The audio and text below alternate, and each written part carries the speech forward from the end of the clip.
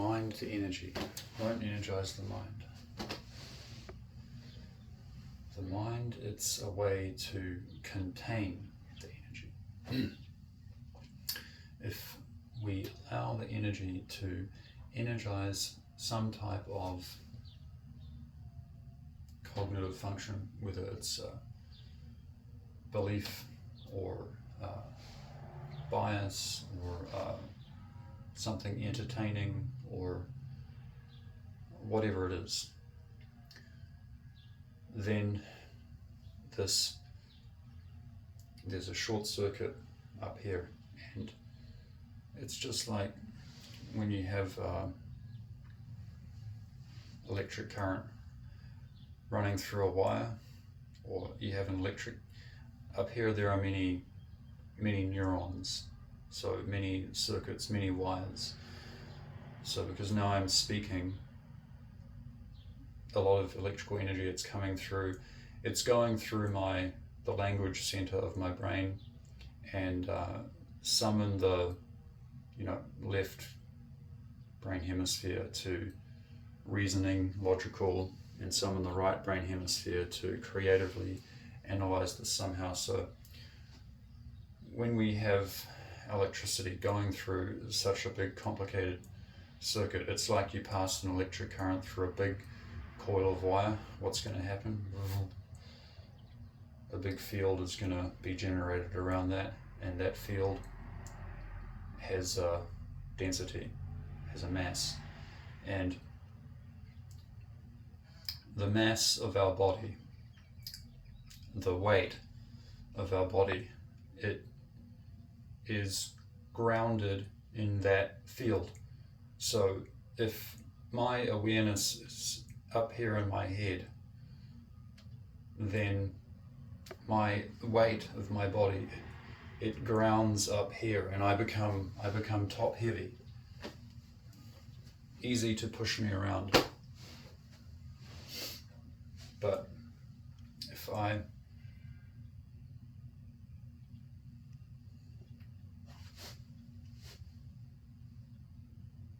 sink down, if I let that electrical energy go down and ground in the ground, and then I let the space open up,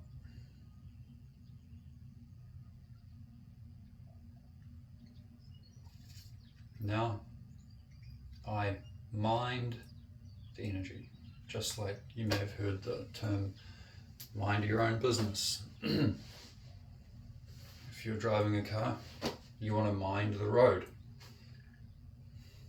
etc. That's the real meaning of mindfulness, be mindful.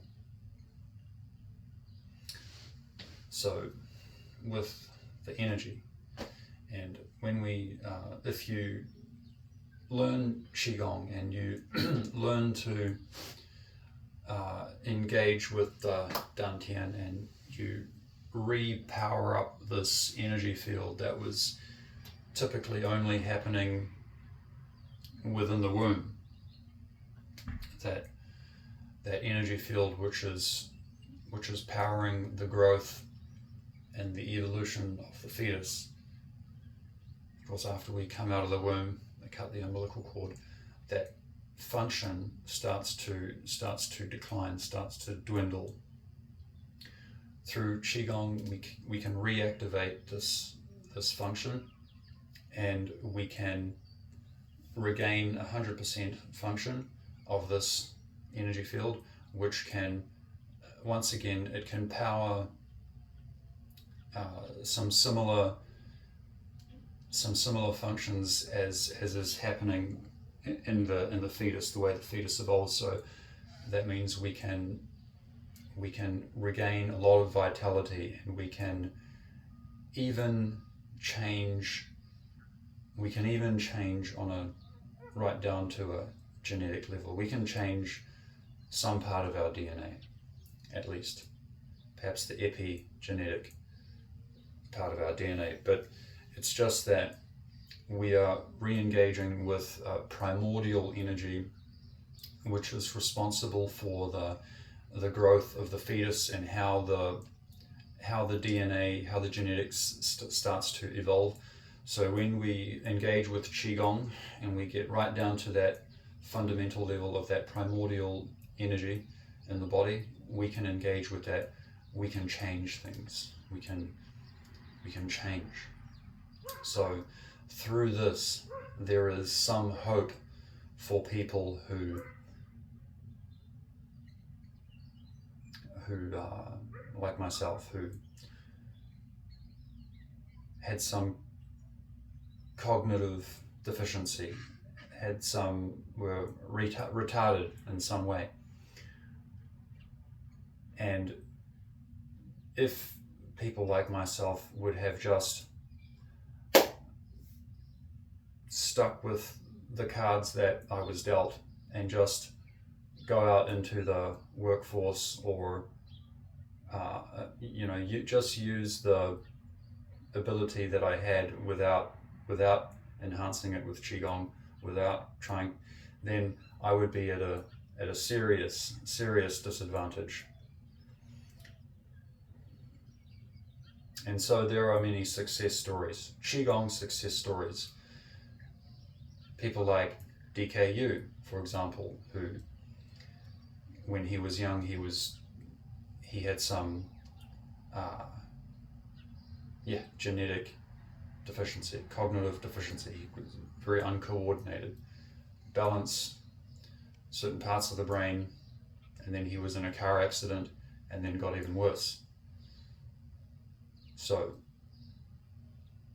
that's why that was the function that Qigong played in his life. It gave him some chance to re-engage with this primordial energy and re-enter this fetal development stage and have some way to regain vitality and to change the condition of his body.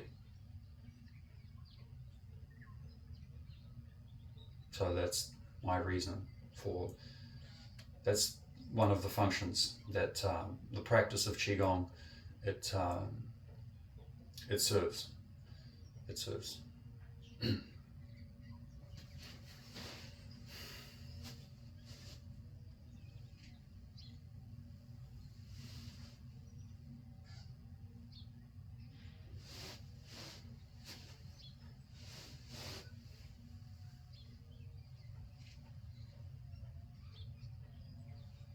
So this morning I'm working very much with my balloon body mechanics.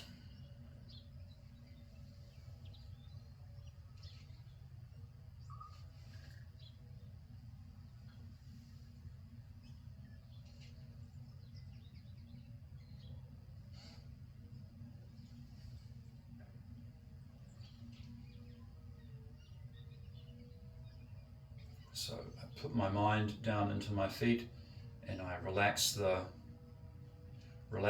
all of the muscles of the feet so that the bones can expand just like the webbed feet of a duck.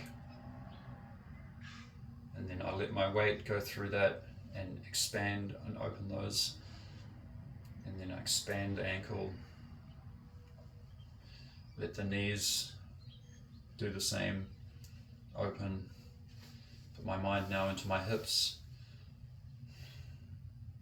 Put my mind onto my sacrum and let that fall down to the ground, and let the energy expand up my spine, up to my cervical vertebra, expand and project.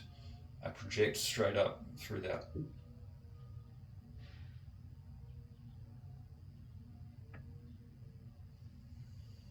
Down, project straight up.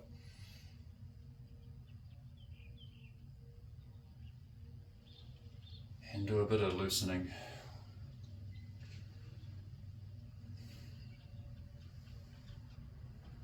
So now I'm just doing it a little bit floppily. I'm not really putting too much mind power into it, just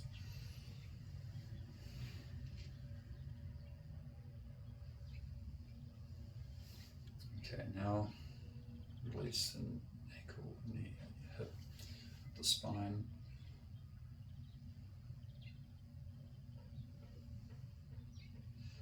This morning I'm bringing my awareness into my chest area, getting deeper in there.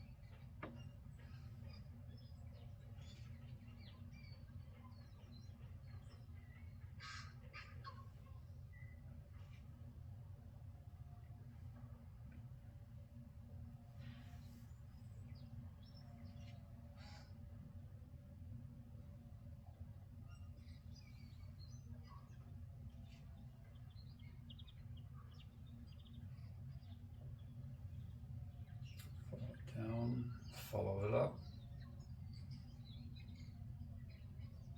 follow it down. Mind the energy, don't energize the mind. Mind is empty and energy is absolute.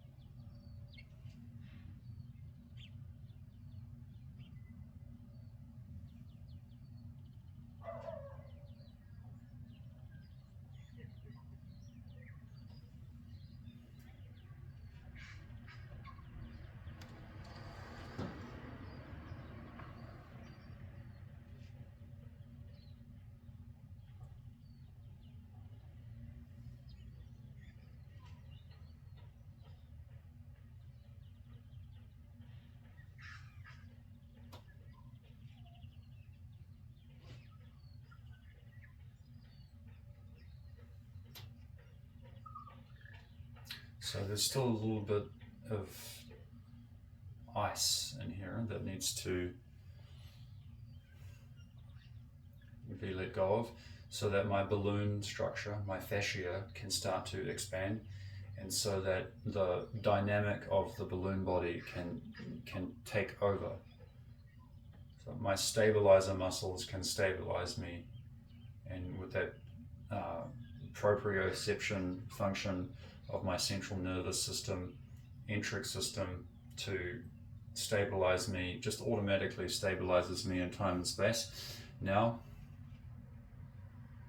I just have to switch off and let the balloon structure do its thing, and just follow the wave through the balloon structure, bouncing the buoyancy through each of the whole structure.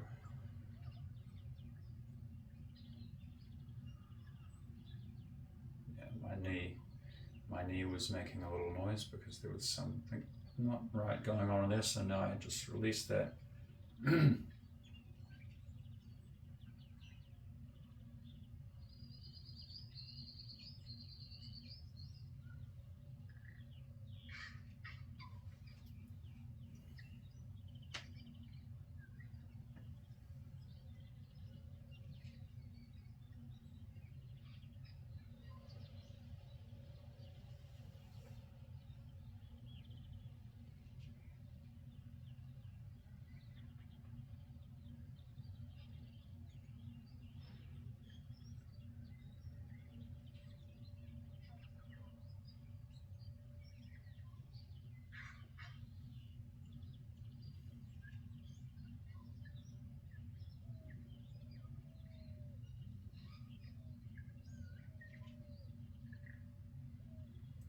So let's roll